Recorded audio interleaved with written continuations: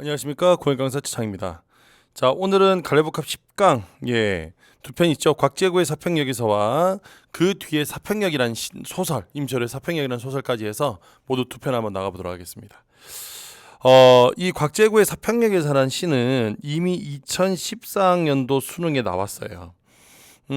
그때 당시에 제 기억에 의하면 이게 정확한 건지 모르겠는데 그때는 EBS 연계 교재가 8권 들어갔을 때입니다. 어마어마했죠. 예.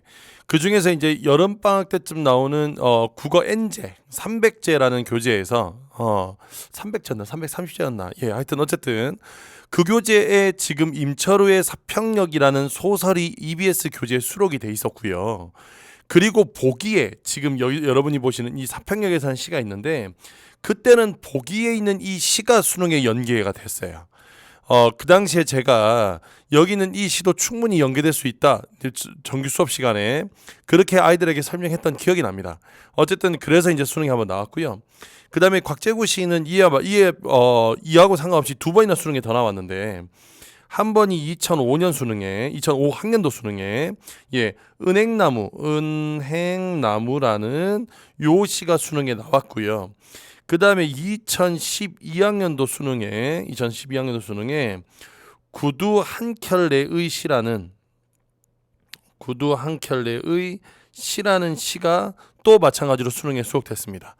그러고 보면 여기는 이 곽재구 시는 수능에 자주 나와요. 그죠? 예, 평가원 시험이나 교육청보다는 오히려 수능 시험에 자주 나오기 때문에 이 사평역에서라는 시 자체가 이미 수록돼 있으니까 아마도 좀 나오긴 힘들더라도 비연계 지문으로 곽재구 시 정도를 여러분이 조금 익혀두시면, 그러니까 아마 이제 뭐 네이버라든가 뭐 다음 이런 데다 이제 검색해 보시면 되겠죠. 아니면 이제 현대시 모음집 이런 거 가지고 있는 친구들은 작가 그 색인으로 거기 곽재구 시인을 좀 이렇게 찾아보시면 여러 편의 시들이 있을 겁니다. 그래서 그 시들은 좀 익혀두시면 도움이 될 것 같습니다. 자, 그럼 시 한번 읽어보겠습니다. 막차는 좀처럼 오지 않았다. 자, 지금 여기는 이 사람들이 기다리고 있습니다. 그래서 1번 기다림의 대상이면서 두 번째 막차란 건 결국 서민들의 고단한 삶을 상징합니다. 왜냐하면 잘 들어봐. 막차를 타고 집에 간다는 건 결국 일이 이제서야 끝났다는 얘기인 거야. 그러니까 일찍 끝난 게 아니라 이 마지막 차가 있을 요 무렵에 일이 끝났다는 얘기니까 그만큼 힘들게 지금 일하고 왔다는 얘기가 되겠죠. 그죠? 늦지막하게까지. 그래서 이 막차가 그런 의미를 가집니다. 그래서 막차람 좀처럼 오지 않았습니다. 이게 지금 화자의 상황이에요. 화자는 지금 이런 막차를 기다리고 있습니다. 화자의 상황. 예. 자, 그러면서 그뒤 갈게요. 대합실 밖에는 밤새 송이눈이 쌓이고, 자, 대합실 밖에는 밤새 송이눈이 쌓였어. 그러면 일단 여기는 이 대합실은 이 시의 공간적인 배경이 되겠죠, 그죠? 공간적인 배경이 되겠고, 밖에는 지금 송이눈이 쌓였습니다. 눈이 오는 거 보니까 계절은 겨울이죠, 그죠? 계절은 겨울이 되겠고요. 흰보라 수수꽃 눈시린 유리창마다. 자, 여기서 눈시린 유리창은 아무래도 조금 차가운 이미지를 가지고 있는 거겠지, 그지? 차가운 이미지. 그 안에 톱밥 난로가 지펴지고 있었다. 자연스럽게 대비가 되겠죠, 그죠? 아무래도 톱밥 난로는 따뜻함 이런 거 상징하는 거니까. 그리고 여기는 이 톱밥 난로는 결국 나중에 뒤에 보시면 알겠지만 사람들에게 위로의 역할을 해주는 겁니다. 계속 가볼게요. 금음처럼 몇은 졸고 몇은 감기처럼 쿨럭이고. 자, 몇 사람은 졸고 몇 사람은 감기에 쿨럭였대. 지금 이 기차를 기다리는 사람들. 그러니까 아무래도 이것이 삶에 지친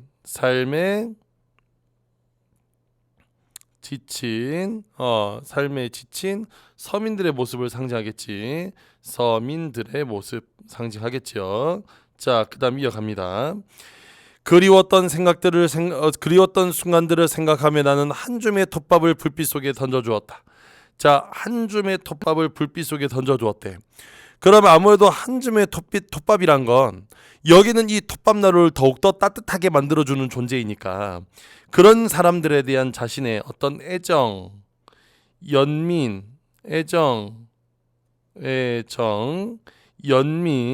사랑, 배려 이런 걸 의미하겠죠. 그래서 결국에 한 줌의 톱밥 속에 불빛 속에 던져두었다는 것은 결국 그 사람들에 대한 어떤 배려의 태도를 알 수 있어요. 배려의 태도 알 수 있어. 자, 그다음 내면 깊숙이 할 말들은 가득해도, 그럼 여기서 할 말이란 건 아무래도 삶의 애환이나 이런 걸 이야기하는 거겠죠, 그죠? 이런 애환들은 가득해도 청색의 손바닥을 불빛 속에 적셔두고, 자, 청색의 손바닥은 다시 또 청색이니까 자연스럽게 불빛하고 요렇게 이미지가 대비가 되겠지, 그지? 그래서 손바닥이 푸른색인데 불빛은 따뜻한 거니까 이미지 대비되고, 그다음 모두들 아무 말도 하지 않았다. 그러면 결국 모두들 이렇게 아무 말도 하지 않은 것은 그렇게 힘든 삶에 지쳤음을 이야기하는 거죠, 그죠? 힘든 삶에 지쳤어. 자, 그다음 계속 가겠습니다. 산다는 것이 때론 술에 취한 듯 한두름의 굴비 한 광주리의 사과를 만지작거리며 귀향하는 기분으로 못 침묵해야 한다는 것을 모두들 알고 있었다. 그러면 결국 산다는 것은 주어가 산다는 거잖아. 그러면 산다는 것이 침묵해야 한다는 것을 모두들 알고 있었대. 그러면 요게 요렇게 연결이 되겠지, 그지? 그러면 침묵해야 한다는 걸 모두 알고 있다는 것은 결국 이런 힘겨운 삶을 어떻게 해야 되겠어? 그냥 묵묵히 견뎌내라는 얘기가 되겠죠. 이런저런 얘기하지 말고 묵묵히 견뎌내세요, 이런 뜻이 되겠네. 묵묵히 견뎌내세요. 자, 그다음 오래 앓은 기침 소리와 쓴약 같은 입술 담배 연기 속에서, 자, 그러면 오래 앓은 기침 소리 뭐 이런 거, 쓴약 같은 입술 담배 연기, 그럼 담배 연기도 힘들어서 피는 걸 테니까, 그러면 요거 묶으면 이건 서민들의 힘겨운 삶이 되겠죠. 서민들의 힘겨운 삶. 그 삶 속에서 싸륵싸륵 눈꽃은 쌓이고, 그래 지금은 모두들 눈꽃의 화음에 귀를 적신다. 자, 여기서 이제 눈꽃의 화음은, 눈꽃이란 건 원래 시각인데 화음은 청각이니까 시각을 청각화한 거죠. 됐죠? 그래서 우리는 얘를 공감각적 심상이라고 합니다. 공감각적 심상이라고 하고요. 그리고 여기는 이 눈꽃의 화음이란 건 결국 서정적인 분위기를 만들어서 여기는 이 사람들을 어떤 위로 뭐 달래줌 이런 거 하는 거지, 그지? 그래서 이런 걸 적십니다. 자정이 넘으면 낯설음도 뼈아픔도 다 서름인데, 그러니까 이게 무슨 말이냐면 결국 시간이 지나면, 얘를 의미하면 이런 거예요. 시간이 지나면 결국 낯설음도 뼈아픔도 다 서름이란 것은 결국 시간이 지나면 추억으로 남는데 정도로 해석하면 되겠어. 됐죠? 그런데 단풍잎 같은 몇잎에 차창을 달고 밤열차는 또 어디로 흘러가는지. 자, 그러면 여기서 이제 중요한 거 봐봐. 그러면 결국 여기는 이것은 삶의 여정을 이야기하는 거야. 그러니까 이 열차가 어디로 가느냐 하는 것은 결국 이런 삶의 여정에 미래에 대한 어떤 불안감, 이런 거 의미한다고 보시면 되겠죠. 그래서 어디로 흘러가는지, 그리웠던 순간들을 호명하며 나는 한 줌의 눈물을 불빛 속에 던져두었다. 그러면 여기는 이 눈물은, 자, 앞에 나왔던 어디 갔어? 한 줌의 톱밥 여기 보이죠? 요거를 그대로 끌어서 이리로 갖고 오면 됩니다. 왜냐하면 시 구조가 같으니까 같은 의미겠지, 그지? 그래서 얘는 이꼴 톱밥과 같은 존재로 그냥 나의 어떤 그 슬픔보다는 위로나 연민의 눈물이라고 하는 게 맞고, 마지막까지도 그 사람들을 위해서 연민하고 위로해 준다, 이런 얘기입니다. 그래서 이 시의 주제가 어떻게 되냐면, 여기는 이 시의 주제는 결국 서민들의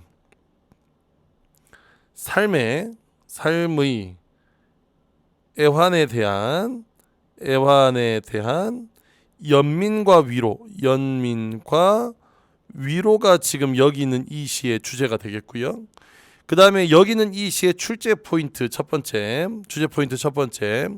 일단 감각적 이미지를 대비하고 있다. 감각적 이미지들을 쭉 대조하고 있다는 거 하나. 자, 그 다음에 두 번째, 문장은 대부분 뭐뭐 했다라는 평서형 문장을 통해서 이 감정을 막 드러내기보다는 최대한 담담한 어조로 시를 쓰고 있다는 것도 하나 기억해 두셔야 되겠습니다. 됐죠? 그래서 요 두 가지가 여기 있는 시의 핵심이니까 요렇게 기억해 두시면 될 것 같아요.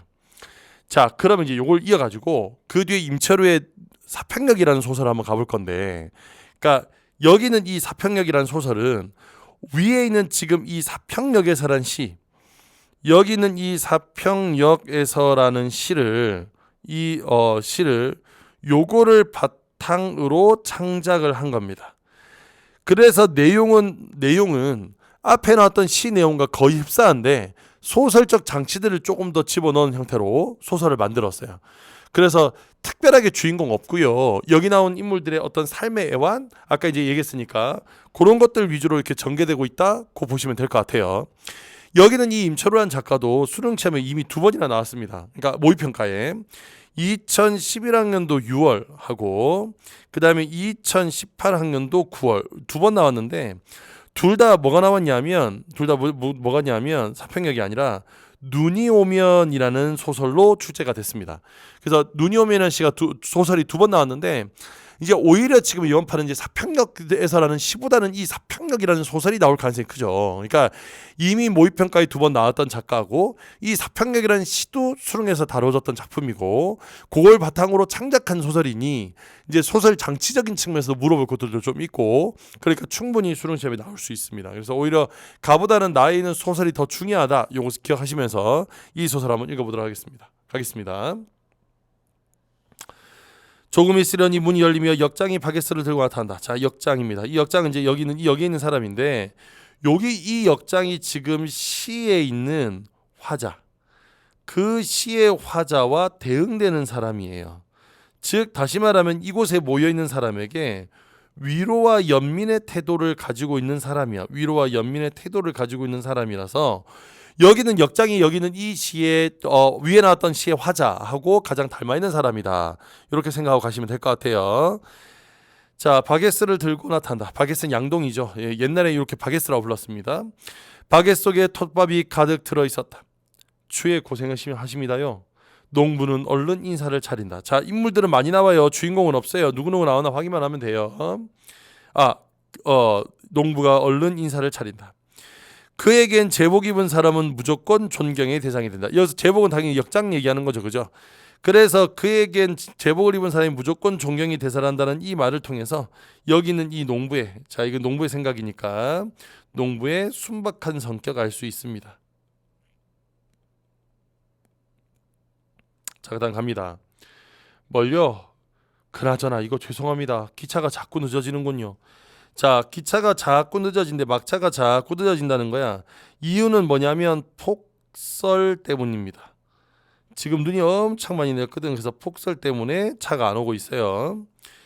눈이 오니까 그렇겠지라오 하고 너그러운 소리를 농부가 또 덧붙인다. 역장은 날로 굼뚜껑을 열고 안을 살펴본다. 생각보다 톱밥이 꽤 남았다. 바게스를 기울여 톱밥을 반쯤 쏟아 넣은 다음, 자, 그러면 지금 여기서 톱밥을 반쯤 쏟아 넣은 다음이라고 돼 있는 넣은다면 요 행동은 당연히 지금 여긴 대합실에 기다리고 있는 사람에 대한 어떤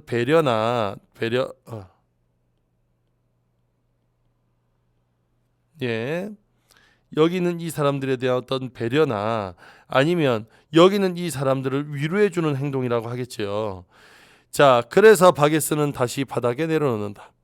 역장은 돌아가지 않고 함께 이야기를 주고받기 시작한다. 자, 역장은 돌아가지 않고 함께 이야기를 주고받기 시작한데, 그래서 지금 뭐 해주냐면 여기는 이 사람들과 교감하면서 사람들과 교감하며 여기는 요 사람들, 이 사람들의 삶의 애환을 들어주고 있어요. 그도 역시 무료했으리라. 자기도 심심했으니까 그렇지 않았을까? 라고 얘기하는 거야. 자, 다음 페이지. 눈 얘기, 지난 농사 얘기와 물가에 관한 얘기, 얼마 전 새로 갈린 면장과 멀잖아 읍내에 새로 생긴다는 종합병원 이야기에 이르기까지 화제는 이어진다. 처음엔 역장과 농부가 주연이었지만 차츰 여자들도 끼게 된다. 그들 중 음울한 표정의 젊은 사내만이 끝내 입을 열지 않은 채로였다. 자, 여기는 이 젊은 사내가 뒤에 보면 대학생으로 나옵니다. 대학생이에요. 자, 그다음 역장이 나타나는 바람에 자리가 다시 좁아졌으므로 중년 사내는, 자 중년 사내가 더, 젊은 사내 말고 중년 사내가 더 있어요. 난로 가까이 놓아둔 자신의 작은 보퉁이를 한 켠에 치워놓는다. 그 보퉁이엔 한두름의 굴비 그리고 낡고 때 묻은 내복 따위에 같은 사내의 옷가지가 들어있을 뿐이었다. 그것은 사내가 벽돌담 저쪽의 세상에서 가져나온 유일한 재산이었다. 자 여기서 벽돌담은 아이고 여기는 이 벽돌담은 아이고 이렇게 휘니 잠깐만 여기서 벽돌담은 감옥을 이야기하는 거예요. 감옥에서 가져온 거예요. 지금 여기 나온 이 중년 사내는 지금 오늘 출소하는 상황이거든. 선생님은 향촌리에 사시오. 늙은 역잔이 결에 중년 사내에게 묻는다. 아닙니다. 그대 무슨 일로? 누굴 찾아왔다가 그만 못 만나고 가는 길입시오. 자 그러면 여기서 누굴 찾아왔다는데 여기서 누구는 뭐냐면 감옥 동기 허씨 노인이라는 사람이 있어요. 그러니까 감옥의 동료,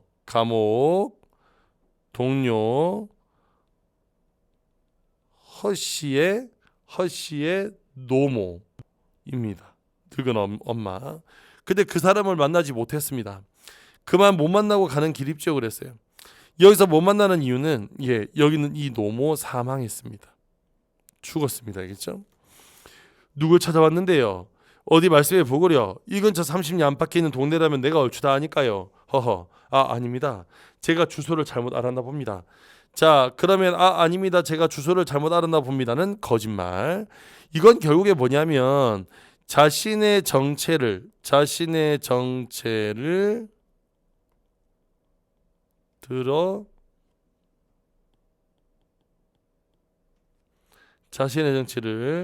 드러내고 싶지 않은 거죠. 됐습니까? 자 나갑니다. 그래요. 역장은 사내가 뭔가 말하기를 꺼려한다는 느낌을 받았으므로 더 캐묻지 않는다. 톱밥난로의 열기가 점점 강하게 피어오르고 있었다. 자, 톱밥난로의 열기가 점점 강하게 피어오르고 있었대. 그러면 이렇게 강하게 피어오르는 것은 결국 그곳에 모여든 사람. 그러니까 일단 이건 첫 번째 시간의 경과를 의미하는데 시간의 경과 말고도 이곳에 모여든 사람이 있을 거 아니니. 그래서 전체적으로 따뜻한 분위기를 업해주면서 거리감을 점차 해소해 가고 있습니다. 대체 거리감을 점차 해소해 나가고 있다. 자, 다 됐습니까? 그래서 역장은 난로의 뚜껑을 닫고 나서 한 산도를 꺼내 사내와 농부에게 권한다. 그들은 담배를 피우기 시작한다. 자, 그러면 이제 점점 거리가 가까워져. 자, 그 다음 사내는 기차를 타기 전 서울역 앞에서 그 굴비 한두름을 샀었다. 언젠가 깜빵에서 허씨가 흰쌀밥에 잘 구운 굴비를 먹고 싶다고 말한 적이 있었기 때문인지도 모른다. 비록 허씨 자신은 먹을 수 없겠지만 홀로 산다는 허씨의 칠순 노모에게 빈손으로 찾아갈 수는 없었을 것이라는 생각에 역 광작의 행상꾼에게서 한두름 샀다. 그리고 밤내내 완행열차를 타고 이날 새벽 사평역에서 내려 허씨가 일러준 대로 그 조그만 산골 마을을 찾아들었던 것이다. 하지만 허씨의 노모는 이미 만날 수 없었다.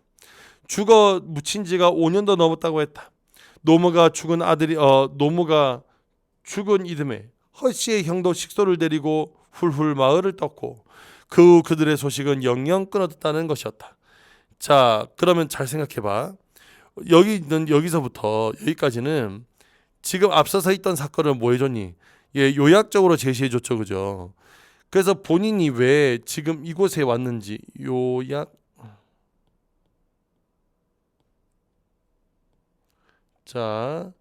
요약적으로 제시해 놓았어.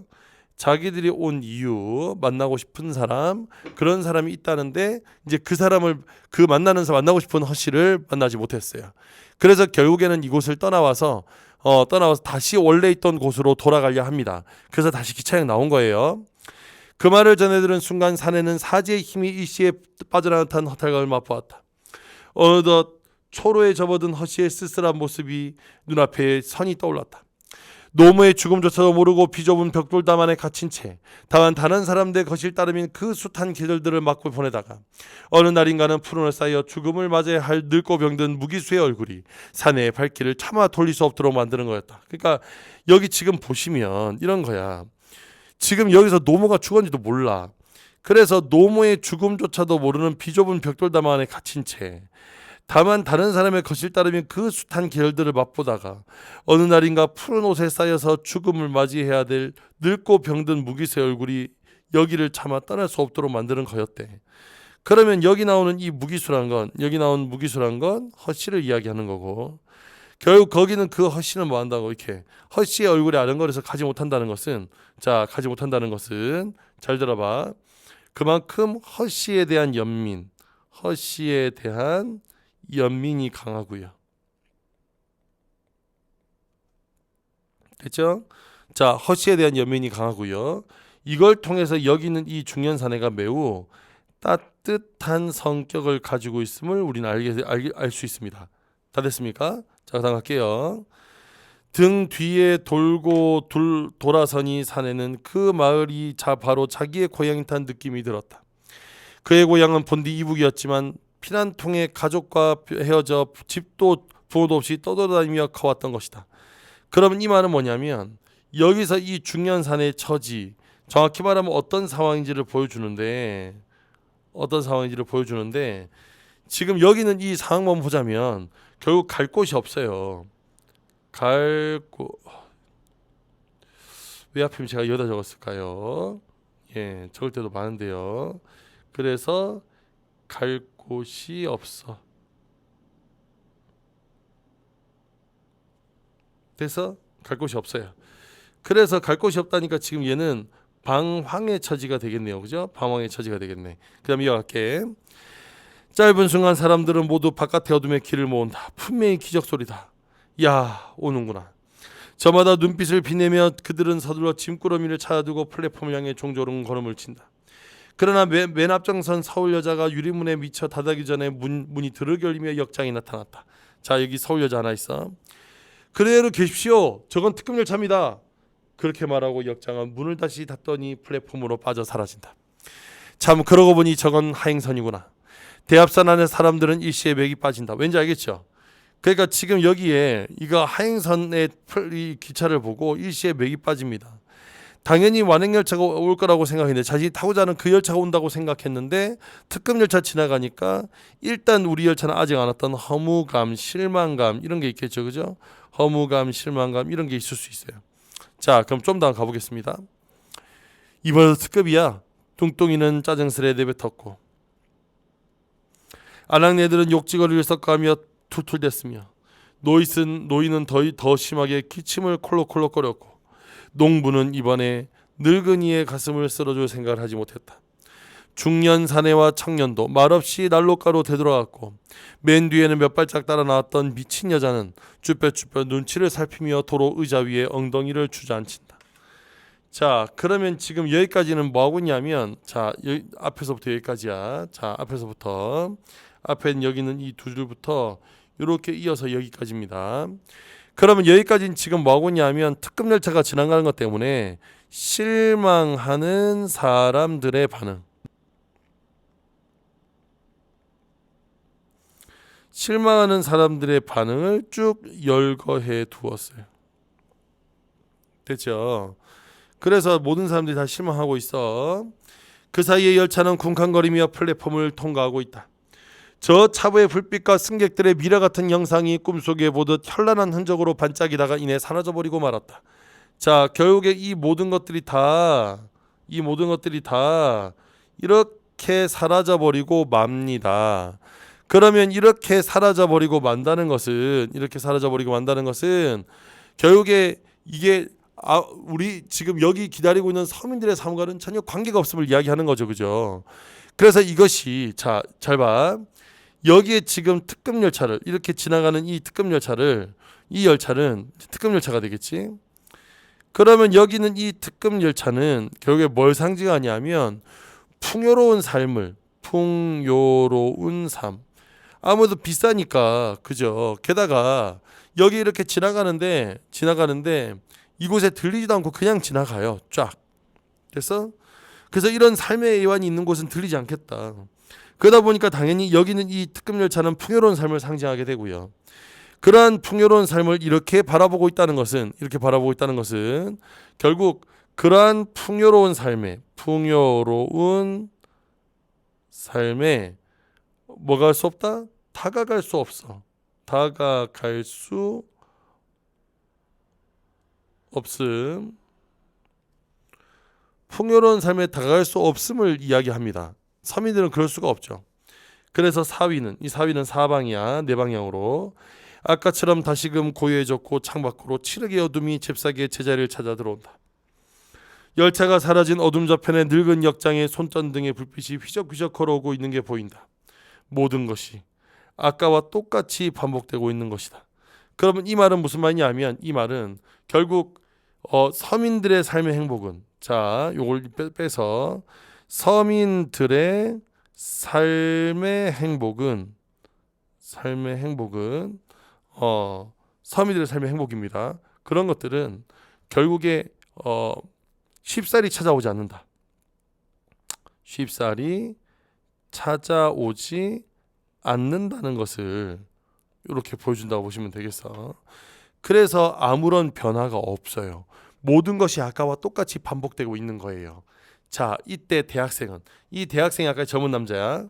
방금 눈앞에 나타났다가 사라진 열차의 불빛이 아직 자신의 망막에 남아있는 듯한 느낌이다. 그것은 어느 찰나에 피어올랐다가 소리 없이 쓰러져 버린 눈물겨운 아름다움 같은 거였다고 청년은 생각한다. 어디일까? 단풍이 같은 자창들을 달고 밤열차는 또 어디로 흘러가고 있는 것일까? 그것이 마지막 카드할 곳은 어디 집인가? 그러면 결국에 지금 이걸 통해서 알 수 있는 것, 그러니까 이렇게 열차들이 지나가고 난 다음에 여기는 이 사람들은 지금 여기는 이 청년처럼 삶에 대해서 성찰을 하고 있습니다. 그러니까 지금 이건 뭐 하고 있냐면, 아까 했던 것처럼 하자면 결국 인생의 역정, 자, 그런 인생의 역정에 대해서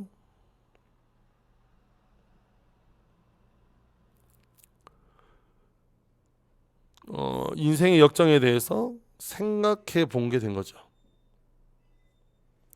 즉 삶을 다시금 성찰해 본 것입니다. 그리고 미래에 대한 당연히 불안감 또한 있겠죠. 됐죠? 자, 그래서 그런 뜻이 없는 질문을 홀라 던지며 청년은 깊숙이 가라앉은 시선을 창밖 어둠을 향해 던지고 있다.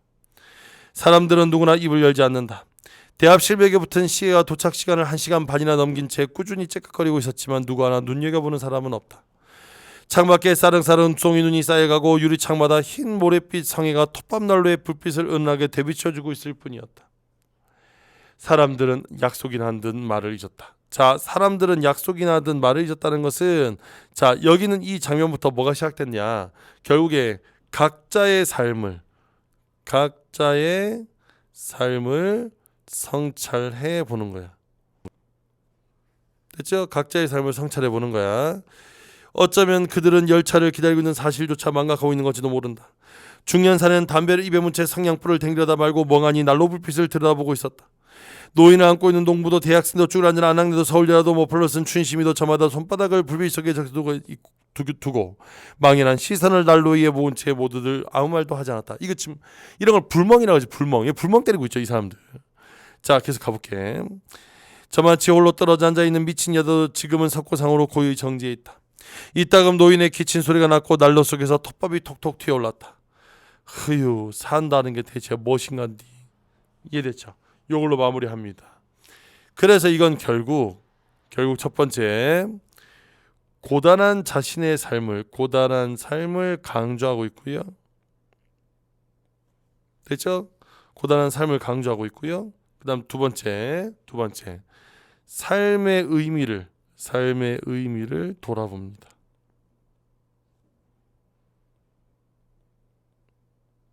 삶의 의미를 돌아보고 있어요. 이렇게 만들어주는 구절이라고 생각하시면 됩니다. 그래서 마지막에 산다는 게 대체 뭐간디 하는 이 말로 사람들은 성찰을 시작하게 되죠. 자, 주제는 당연히 서민들의 삶의 애환 이런 걸 그리고 있는 거니까 주제는 굳이 정리할 필요 없을 것 같고요. 여기는 이 지문에서 반드시 봐야 할 몇 가지 포인트들이 있습니다. 첫 번째, 일단 여기서는 모두 익명의 인물들을 쓰고 있어요. 이름이 없습니다. 사내나 여자나 이렇게 돼 있어. 그럼 그 말은 무슨 말이냐면, 여기는 이 사건을 그냥 개인적인 사건이 아닌 개인적인 사건이 아닌 이 익명을 통해서 보편적인 사실. 자, 그래서 보편적인 사실, 보편적인 삶, 이런 것들을 보여주기 위해서 인물을 이렇게 객관화시켜 놨다고 보시면 되겠습니다. 익명을 통해서. 자, 그다음 두 번째. 여기서는 특급 열차와 완행 열차가 서로 대비가 됩니다. 이렇게 완행 열차가 서로 이렇게 대비가 돼요. 그래서 특급 열차는 풍요로운 삶을 보여주는 거라면 여기는 이 완행 열차는 좀처럼 오지 않는 서민들의 행복을 상징한다고 보면 서민들의 좀처럼 오지 않는 서민들의 행복을 상징하는 소재로 보시면 되겠습니다. 자, 그리고 마지막으로 여기는 가장 중요한 건 바로 톱밥난로인데, 여기는 이 톱밥난로는 지금 시에서처럼 1번 따뜻한 분위기, 자, 이런 거 조성해 준다는 측면에서는 오케이. 그 다음 두 번째, 이 난로를 통해 사람들이 모여 앉아서 함께 이야기를 하고 있으니까 교감의 계기가 돼요. 그죠? 그 다음에 마지막 네 번째네. 교감의 계기가 되고요. 세 번째, 자, 마지막으로 뭐 하고 있냐면 삶의 성찰을 유도하고 있습니다. 성찰을 유도하고 있어요. 됐죠? 자, 이렇게 주제 포인트 되니까 이렇게 주제 포인트로 따로 기억해 주시면 되겠습니다. 자, 오늘은 갈래복합 10강에 있는 사평역 했고요. 다음 시간에 다음 작품으로 찾아뵙도록 하겠습니다. 예, 고생 많으셨고요. 다음 시간에 다시 뵐게요. 안녕.